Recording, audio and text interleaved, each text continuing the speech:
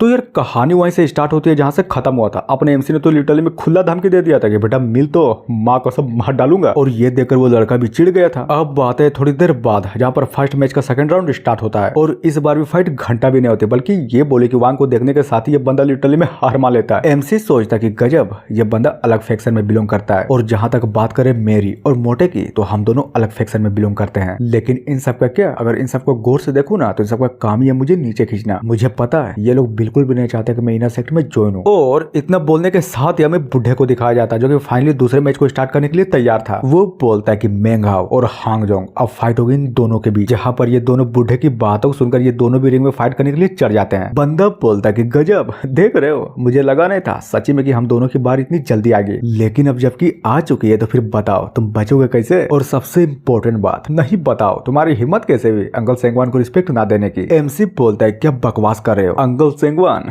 Uncle सेंगवान। आखिर में उस बुढ़े को अंकल बोलूं तो बोलूं क्यों। हाँ मैं जानता हूँ कि इस बुढ़े को सबसे शक्तिशाली व्यक्ति कहा जा सकता है, जो कि सेक्ट लीडर और ग्रेट एल्डर के बाद दूसरे स्थान पर आता है। लेकिन जब मैं पिछले साल इस सेक्ट में ज्वाइन हुआ था ना, तो मुझे घंटा भी समझ में नहीं आया था, क्योंकि मुझे लगा था कि हर इमोर्टल सेक्ट में ऐसा ही होता है। पर जब मैं यहाँ पर रुका और सच्ची में बहुत सारी स्टोरी सुनी, तब मुझे समझ में आया कि नहीं, मैं जो सोच रहा था ना, वो सारी की सारी बातें बिल्कुल गलत थी। आफ्टर ऑल दूसरे सेक्टरों से हमारा सेक्ट अलग जो ठहरा, जरा देखो तो हमारे पास ना ही पैसे हैं और ना ही डिसेबल को देने के लिए रिसोर्सेज। मैंने सुना है कि दूसरे सेक्टरों में पिल को नॉर्मली यूं ही बांट दिया जाता है, लेकिन हमारे सेक्ट का क्या, हमारे सेक्ट में पहले ही मारने लायक खजाने मौजूद है। अब क्या करें, जरा देखो तो रिसोर्सेज और पैसे ना होने के कारण हमारे सेक्ट के बुजुर्गों के पास भी कोई समाधान मौजूद ही नहीं था। इसलिए सबसे अच्छा रास्ता क्या दिखा, मार करवा दो। जो ताकतवर होंगे जीत जाएंगे और कमजोर का रिसोर्सेज और पैसा भी उनका। तो फिर बताओ, इस छोटी सी चीज को जानने के बाद तुम्हें क्या लगता है कि आखिर मेरे दिमाग में क्या चल रहा होगा। हाँ बिल्कुल, तुम जो सोच रहे हो ना वही। और सबसे अच्छी बात क्या है पता है, जिस बंदे की औकात नहीं है वो इस सेक्ट के ना ही पैसों से रिलेट कर पाता है और ना ही रिसोर्सेज से, तो फिर मैं उस आदमी को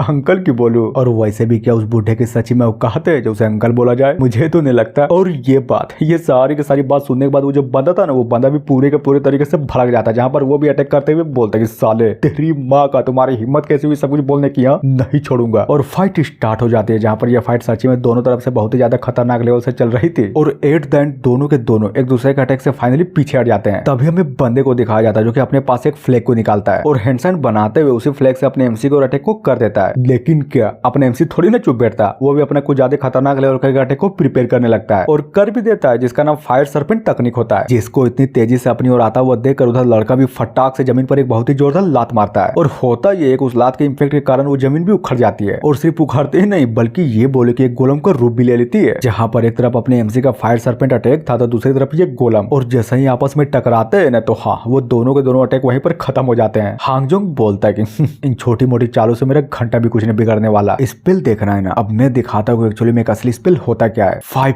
पॉइंट तकनीक। और वो जैसे ही ये बोलता है तभी अपने एमसी के अगल बगल में जो फ्लैग था ना, वो अचानक से रिएक्ट करने लगता है, और दूसरा ही पल हाँ उसके अंदर से हमें 2 एंटिटी को निकलता हुआ दिखा जाता है, जो कि दिखने से तो बिल्कुल एक घोस्ट के समान लग रही थी। बंदे बोलते हैं कि देख रहे हो, ये तो 5 कलर बैनर है ना, जो कि मार्शल अंकल सेंगवान का सिग्नेचर 5 पॉइंट तकनीक है। हाँ? और ऐसा कहा जाता है कि फाउंडेशन बिल्डिंग लेवल का सबसे स्ट्रॉन्गेस्ट वाला स्पेल है ये। तभी दूसरा, हाँ यार बात तो तुमने बिल्कुल सही बोला है, ये चीज तो लिटरली अंकल सेंगवान का है। पहला बोलता है, लेकिन समझ में ये नहीं आ रहा कि अगर इतना खतरनाक लेवल का चीज एक 6 लेयर के कंडीशन वाले बंदे के पास क्या कर रहा है। तभी तीसरा, अबे तुम्हें दिखाई नहीं दे रहा क्या, उस बैनर को देखो, गौर से देखो, साफ दिख रहा है कि उस बैनर को रिफाइन करने वाला बंदा कोई और नहीं बल्कि ये बोले कि अंकल सेंगवान है। तो फिर तुम ही बताओ, जब उस बुढ़े ने इसको नहीं दिया होगा तो फिर कौन देगा। और हाँ कहानी में ट्विस्ट, साला बुढ़ा भी यही था, जो कि मस्त राम से खड़े होकर बहुत ही गौर से ये सारी की सारी फाइट को देखे जा रहा था। जहाँ पर कहानी शिफ्ट होती है पास्ट में। बुढ़ा पूछता है, तो बताओ जब तुम मेंगहाओ का पीछा कर रहे थे तो एक्चुअली में जंगल के बीच में हुआ क्या था। इधर ये लोग भी बुढ़े की बातों को सुनकर बताने लगते हैं कि हाँ हुआ तो बहुत सारा चीज था, हम सब उसका पीछा कर ही रहे थे, लेकिन अचानक से हम लोग जंगल के बीच में खो गए। लेकिन सबसे इंपॉर्टेंट बात क्या है पता है, हमें तो ये लगता है कि उस बंदे के पास सच में कोई ना कोई डिमोनिक आर्ट तो जरूर है, वरना सोचिए जंगल में सारे के सारे बीस्ट उस बंदे पर हमला ना कर बल्कि हम सभी पर हमला कर रहे थे। भला ये कैसे पॉसिबल है, उसके पास कोई डिमोनिक आर्ट है तभी तो वो बीस्टों को आसानी से कंट्रोल कर पा रहा था। बुढ़ा सोचता है, क्या कहा, डिमोनिक आर्ट, घंटा, ये कोई डिमोनिक आर्ट वाट नहीं है बल्कि ये बोलोगे कोई सुप्रीम लेवल का ट्रिगर है, जिससे ये सब कुछ पॉसिबल हो पा रहा था। अब बातें हैं प्रेजेंट में, जहाँ पर ये फाइट चल ही रही थी। इधर एमसी भी मनी मन सोचे जा रहा था कि क्या करूं, क्या मैं सच में उसी मूव को ट्राई करूं क्या, और फाइनली कर देता है, अपने हाथों को हवा में फ्लिप करता है, जिससे होता ये है कि वो दोनों के दोनों घोस्ट या फिर ये बोले कि वो दोनों के दोनों मिस्ट बहुत ही दूर फेंकाते हैं, यहाँ तक कि वो खत्म भी हो जाते हैं। एमसी भी लाइक गुड, तुमने अपना दिखा दिया ना, अब मेरी बारी। और ये बोलकर बोलकर अपने बहुत सारे स्वॉर्ड को अटैक करने के लिए निकाल लेता है कि चलो अब जरा मैं भी तो देखूं कि आखिर तुम मेरे हमले से कैसे बचते हो। जहां पर बात करें बंदे की तो वो भी अपने एमसी के इतने सारे स्वॉर्ड को देखकर फाइनली परेशान हो जाता है और अपनी छाती में चिपके तलिस्मान को कबाड़ भी लेता है। और इस मोमेंट पर फाइनली अपने एमसी का अटैक हो चुका था, जहां पर लिटरली में बहुत सारे सोर्स अटैक को कर दिया गया था। सीन चेंज होता है इस बंदे की ओर, जो कि अपने एमसी के इतने खतरनाक लेवल का अटैक को अपनी ओर इतनी तेजी से आता हुआ देखकर ये भी उस तलिस्मान की हेल्प से अपने